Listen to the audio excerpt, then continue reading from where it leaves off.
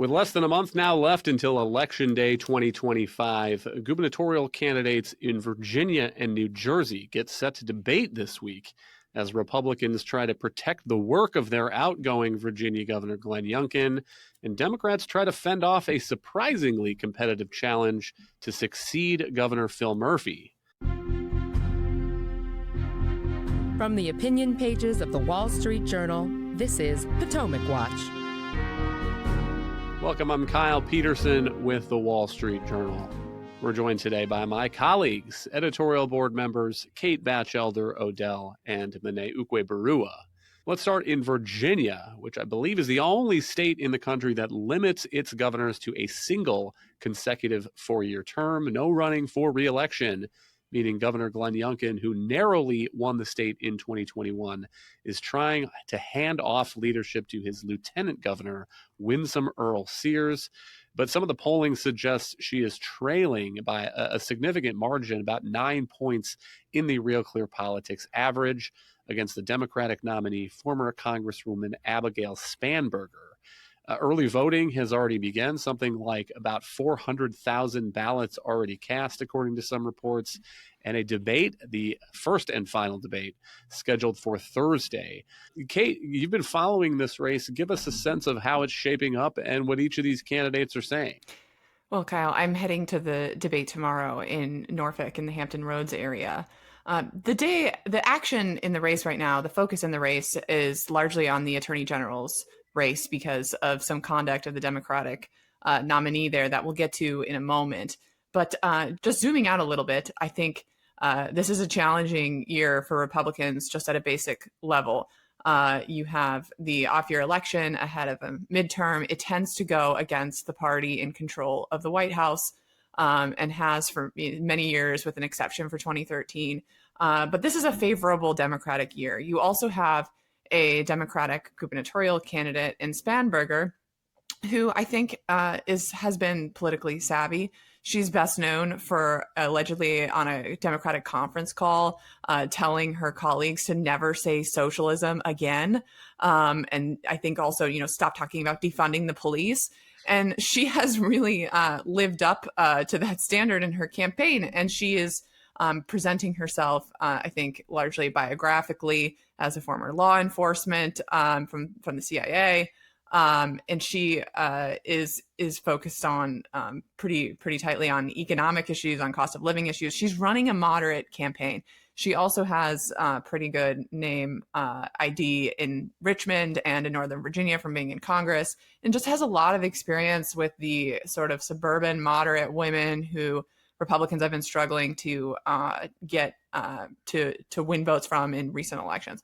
So those are all the reasons why I think, fundamentally there's a lot that favors the Democrats, and the polls are bearing that out, showing her up by 8 points. But what I think is interesting here, and we should talk more about, is that the wind is only blowing one direction, and I think it's towards Republicans, even if it's a little bit late in the race here. What is Winsome Earle-Sears talking about, her campaign message succeeding Youngkin, and how is she as a candidate? Well, I think, Governor Youngkin is a tough act for any Republican to follow because he has really, I think, built a pretty big tent coalition on some education issues, on children using technology. He is sort of relentlessly optimistic in personality and has, like I was talking about, those moderate suburban women in these swing areas in Richmond and Hampton Roads. And he is somebody who has been able to attract those voters. And so he is a tough act to follow. I think Winsome Sears has been treated unfairly in the press coverage as sort of this eccentric candidate. I think she has actually, late here, but landed on a decent message. What her, punchline what her tagline is keep a good thing going. And there is a fair bit of potency for that. But again, I think even an excellent candidate, given the fundamentals of the year, this is an uphill fight for Republicans just at a basic level. You mentioned that difficult general political dynamic for Republicans in Virginia. Part of that is the year, the Republicans being in power in the White House. Part of that is just the continued growth, I think, of the Northern Virginia suburbs outweighing some of the redder areas of Virginia. How much does this government shutdown now add to those difficulties for Republican candidates? We are now in day 8 of the shutdown. As far as I can see, there is no end in sight, but Republicans in Congress, Democrats in Congress, both sides seem to think that they still have a shot of winning the public relations battle over this. And so it's not clear how long it's going to go on, but lots of government workers in Northern Virginia. You imagine that is probably a more Democratic constituency in general, but then also the Trump administration is making some noises about, maybe unlike what my read of the law is, maybe these workers who are on furlough are not going to get back pay when they come back. Maybe we have a way around paying the federal workers who are not on the job right now. If this thing goes on until the end of October, could that have a significant effect in a gubernatorial election in the state of Virginia coming then in early November? Well, I think you're right that government shutdowns are never popular in Northern Virginia, and that Spanberger will certainly try to exploit that to her benefit and to, explain to, appeal to these federal workers in Northern Virginia. At the same time, I think it testifies, though, it still matters who ends up taking the blame for the shutdown. And generally, the political party that looks to be provoking the shutdown gets blamed for it. And it is notable to me. I mean, Democrats just keep refusing to lend the votes to open the government, even though Republicans have basically all but conceded that they'll negotiate on Democratic demands on Obamacare as soon as they open the government. That said, in the gubernatorial race, to the extent that it matters, I think it helps the Democrats at the margins. I think it is fading in salience as a real issue, particularly as, to bring this up, the Democratic candidate for Attorney General, some text messages he sent leaked to the press of him engaging in just bizarre assassination fantasy about some of his Republican political opponents. Really appalling stuff. I think that word is overused, but I use it advisedly here. That it was an alarming set of text messages wishing death upon his political opponents. And I think, especially in the aftermath of Charlie Kirk's assassination, there is a segment of the public that is looking at our political climate and thinking, America really is not in a good, healthy place. And this kind of discussion, and even in a private capacity, it's well beyond the normal lapse in judgment that someone may have when talking to someone privately. It really reveals one of the text messages said something like, people only change on policy when they feel personal pain. I mean, it really reveals the certain amount of institutionalized thinking that has taken hold on the left. And so I think this issue with the Democratic Attorney General could really take on a broader salience in the race, because a lot of Americans, including some of these swing voters that I'm talking about in Richmond and Norfolk and Virginia Beach, are already concerned about the tenor of America's politics. So this is the kind of late breaking event that could end up mattering to the result. Before he was the Democratic nominee for State Attorney General, Jay Jones was in the state legislature. He, at some point, resigned from that post, but these text messages that Kate is talking about were with a former legislative colleague. They were sent in 2022, and they discussed the then Republican Speaker of the House, Todd Gilbert. Here is one of them. Again, this is a text message sent by the Attorney General candidate, Jay Jones. Quote, 3 people, 2 bullets, Gilbert, Hitler, and Pol Pot. Gilbert gets 2 bullets to the head. Spoiler, put Gilbert in the crew with the 2 worst people you know, and he receives both bullets every time. Unquote. Kate, interesting his response to this. This is part of what he said on Friday when this was reported. Reading back those words, it makes me sick to my stomach. He said, I have reached out to Speaker Gilbert to apologize directly to him, his wife Jennifer, and their children. Unquote. He also said that he can't take back his words, but he can, quote, take full responsibility, unquote. But full responsibility, in his view, apparently does not include stepping aside and letting some other Democrat run in this attorney general's race, which is putting all kinds of his co-partisans on the spot. Let's listen to Virginia Senator Tim Kaine asked about this controversy this week by Fox News. Jay has apologized. The statements that he made were indefensible, but I've known Jay Jones for 25 years. I think those statements were not in character, and he has apologized. I wish other people in public life would sincerely apologize for stuff. So no, I still am a supporter. Senator, are you worried that the controversy will impact other Democrats on the ballot? I think it's a significant challenge for Jay. I think he's got to explain it in ways that Virginia can see who he really is, but I don't think it's going to affect others. Kate, a couple of thoughts here. One is that it does seem like this gives a point that the Republican candidates can make to voters on the campaign trail. Winsome Earle-Sears, I believe, has already cut an ad about this. And then two, it raises the prospect, if Abigail Spanberger looks like a strong gubernatorial candidate, that Virginia could end up with a split administration. The current Attorney General, Jason Miyares, if he beats Jay Jones, then could potentially be in office next to a Democratic governor. You could have a Democratic governor, a Republican Attorney General, and that would be an interesting situation. Maybe a little bit of a legal check on the governor's ambitions. Right. I mean, Miyares, I think, has a compelling biographical story. His mother fled Cuba, and he has, I think, quite thoughtfully been talking about how, that political violence is the system that his family fled, and that it's not how America conducts its disputes. I mean, so he has, I think, he now, I think, can run as just his opponent is simply not qualified to hold this position of public trust. And that will be, I think, compelling to voters. I mean, it's unfortunate that America's political culture right now is just ride out any scandal and never admit defeat and drop out, which is what and the honorable thing to do, obviously, now would be for Jay Jones to drop out and step back from the race. But I don't think it doesn't look like that's going to happen. I think that will be, I'm interested to see how Rep. Spanberger handles that issue at the debate on Thursday, because certainly she will be asked about it. She also called for Governor Ralph Northam to step down when he was found to have, racist college yearbook photos.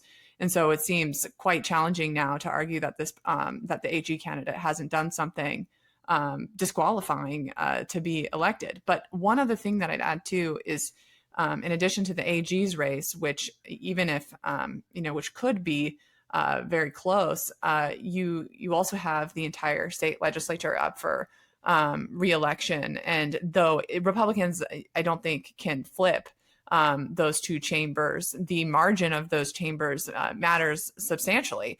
I mean, Governor Youngkin 2 years ago basically tried to call on all his political capital to flip the legislature Republican, so that he could do some of his priorities like lower taxes, which he wasn't able to do because he did not flip the legislature.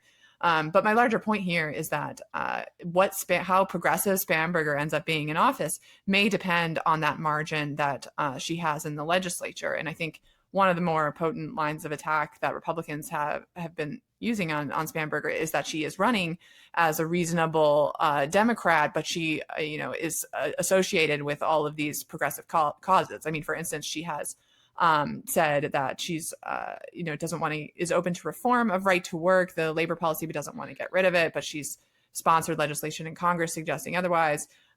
So the down ballot races here could be really determinative on how much of Governor Youngkin's accomplishments survive, or how much the state's governance has really changed over the next 4 years. Let's turn now to the governor's race in New Jersey, where Congresswoman Democratic nominee Mikie Sherrill is leading by 3 over the Republican Jack Ciattarelli. And to put that number in context, New Jersey is one of those states where President Trump made some surprising gains in the 2024 election, but he still lost the state by 6. So Ciattarelli has cut that in roughly half. If he can make up more ground here, he could maybe turn it into a race for the governorship of New Jersey, typically thought of as a pretty blue state. About 160,000 people have already voted in New Jersey, according to some of the reports, and the two candidates are set to debate tonight, Wednesday night in New Brunswick. Mikie, you've been following this election. What is each side saying? How is this shaping up? Well, it's interesting you mentioned that New Jersey is one of those states where Republicans have gained a lot of ground recently because if you point to Donald Trump and why he was able to be so successful in New Jersey, losing by only about 6%, can be chalked up to a couple of reasons. One is affordability, and the fact that just about everything's gotten expensive with inflation over the past few years, and also progressive overreach, the idea that the Biden administration particularly was leaning too much into things like transgenderism, too much into things like green energy. And you see the race in New Jersey for the governorship now turning on some of these same issues. As opposed to Joe Biden, of course, the target of the Republican nominee is Phil Murphy, who is the current governor, a Democrat in New Jersey. And so Jack Ciattarelli is basically saying, I'm going to lower energy prices by allowing a better mix of supply. Phil Murphy, one of the things he did was stamp down on natural gas plants and also nuclear energy. Jack Ciattarelli says he wants to expand both of those. He also says that he wants to cut taxes, and the state of New Jersey has some of the highest taxes in the country. Mikie Sherrill, on the other hand, is running a lot on trying to connect Jack Ciattarelli to Donald Trump. For all the progress that Trump made in the state, he still is unpopular on the whole among New Jersey residents who are still generally liberal compared with the rest of the country. And so Mikie Sherrill has been pointing to Trump's endorsement of Jack Ciattarelli, saying that Jack Ciattarelli would be in favor of things like January 6th and a kind of populist style of Republican governance that doesn't really match the taste of most New Jersey voters. And other than that, she's trying her best to distance herself from Phil Murphy in some ways, while still also saying that she would try to tackle the price of energy and bring down general costs for New Jersey residents. Let's start with the first of those issues that you raise, which is energy prices. The Journal had an editorial saying that residential electric rates are up 53% in New Jersey over the past 5 years. That compares to 32% nationwide. This is an issue that's getting some significant play on the airwaves. Listen to this ad. New Jersey's electric bills tripled this summer after double-digit rate hikes. Yet Sherrill said, we need to move into clean power. It's going to cost you an arm and a leg, but if you're a good person, you'll do it. Now Sherrill wants to lock these high prices in, a plan so foolish it was criticized by fellow Democrat Phil Murphy. It's going to cost you an arm and a leg, but if you're a good person, you'll do it. Mikie, as far as I can tell, there have been a couple responses to this line of attack from Democrats. One is to blame the one big beautiful bill, the ending by Republicans of some of these credits, saying that Republicans are taking away the alternative energy sources that have been a contributing supply. I'm not sure that flies because those credits have not ended yet. The other thing I hear them doing is trying to complicate the issue, muddy the waters, I think, blame, for example, the grid operator, PJM. And it is true that electricity markets can be pretty complicated, but as far as the political accountability goes, I mean, I think it's true that Phil Murphy was no fan of natural gas, stood in the way of pipeline coming into the states, and even just beyond the electricity prices, a lot of people heat their homes with natural gas. And so, is the challenge for Ciattarelli on this point to drive home to the voters that there is a political answer for why those electricity prices went up that is not some complicated thing about the grid operator? Absolutely. I think that's exactly what the ad is intended to do. It's helpful to Ciattarelli that in these instances, sometimes Democratic candidates tip their hand and basically describe what the real intention is behind their support for green energy. Often on the campaign trail, they'll try to have their cake and eat it too by saying, green energy is going to help the environment, and by the way, it's going to lower your energy bill. So it's really a win-win. That's why the government should spend so much money subsidizing it. But in a clip like that, you see Mikie Sherrill admitting that green energy is generally more expensive than fossil fuel power. And that's exactly what you've seen. And that's one of the big reasons why prices have spiked in New Jersey so much compared with the rest of the country, because Phil Murphy did invest so much in green energy generation. So she has attacked Jack Ciattarelli, saying that President Trump's One Big Beautiful Bill ended these subsidies. Those helped the green energy producers to keep down the price of energy. Getting rid of them is naturally going to cause it to spike. But of course, that really the intention behind those subsidies in the first place was just to shift the balance of the power mix toward more green energy. A lot of these companies, when they get contracts to produce, say, wind or solar energy, they have contractual agreements that ratepayers who are buying this electricity are going to pay a higher rate than they do for electricity that's generated by fossil fuel plants. And so these plants were never in the position of actually reducing the cost of energy, subsidies or not. And on PJM, as you mentioned, Phil Murphy has launched an investigation into them. Mikie Sherrill has also pointed the finger at them. This is a company that basically helps to connect utility companies with the power generators and manage the prices like a market maker. And I think it's really representative of the Democratic Party today that they're pointing the finger at PJM because they're generally skeptical of markets. And whenever you have a complicated market where you have a player who to the general public might be playing a role that's kind of hard to define, Democrats will always say, oh, this is a middleman. They're inserting themselves in jacking up your prices. They're manipulating the market. They do the exact same thing in healthcare with pharmacy benefit managers.